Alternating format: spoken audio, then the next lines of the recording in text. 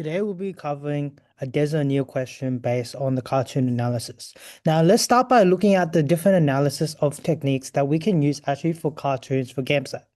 Now, the first thing that we want to do when we're looking at a cartoon is we look for the inferences, colors, and we also look at the tone that's being implied in the text here. So let's quickly look at this analysis and think about it carefully in relation to the question. As often in GAMSAT, you need to think about the tone, what message they're trying to imply, what sort of themes they're trying to apply, and what is the writer trying to make you feel. Okay.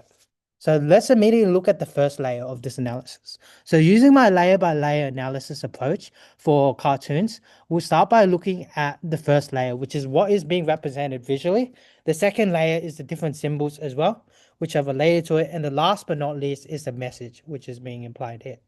So let's start off by looking at the first one. So if we look at the first layer here, we can see War and Peace by Leo Tolstoy. And we can also see an image of a bird, and we can see an image of rocks as well. Now, let's immediately think about our connotations and our associations with birds. So we know birds are active, innocence, and nature as described, and rocks, they're tenderly hard. So this suggests that this is something violent, right? So then immediately we can see that the rocks here are shaky as they're not stable and they're on top of each other, which can symbolize war because it's violence.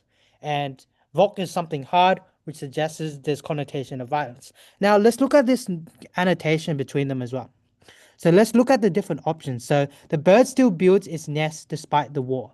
So we can't really imply that there's a nest here because this wall here, the way that the bird is standing on here is actually unstable. And the connotation of nest means that it's something comforting and something warm, which is not in the case of this. So therefore we can conclude that A is wrong. Now let's look at B, C, and D. So let's look at D. We have 10 blobs, 7 leaves, and 3 tails signify equality. As you can see, we can't really say that it symbolizes equality because there's nothing to suggest it as well. If there was equality, there'd be an image between two people holding hands, but that's not the case here. We can only see the bird, and there's nothing to suggest that it's representing another individual or the same as. So therefore, we can't signify that it's equal. Now let's look at B and C. So it says the branch held by the bird is in stark contrast to the bird's tail. Now, if we see this here, we have a tail and a bird, but this doesn't really represent what the image is actually trying to say in that as well. What basically the writer is trying to say is there's an imbalance between war and peace, as shown by the diagram here, and they're often contrasting and demolishing each other as well. Mind the wording. But it doesn't really signify anything. And usually a branch is unstable. So this contributes to the instability. Now let's see if B works. So let's see, it says symbols are those of aggression, hope, and compromise. Okay, so we can see by the compromise, compromise is when you try to change something and it causes an imbalance, which is symbolic for this rocks holding together as well. We have hope as well. So we have the hope of the leaves as well, which suggests nature. They're branching out, which suggests that the bird can fly into its full potential. So that relates to it. And we have aggression as well.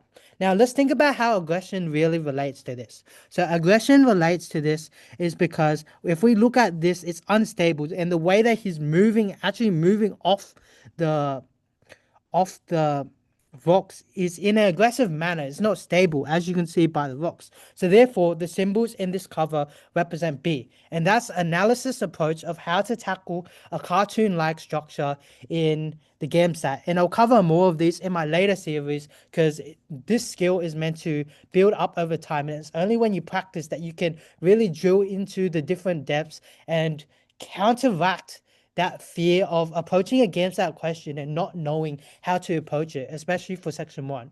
And that's the whole point of this video, is to inspire and is to make you feel more comfortable in the analysis.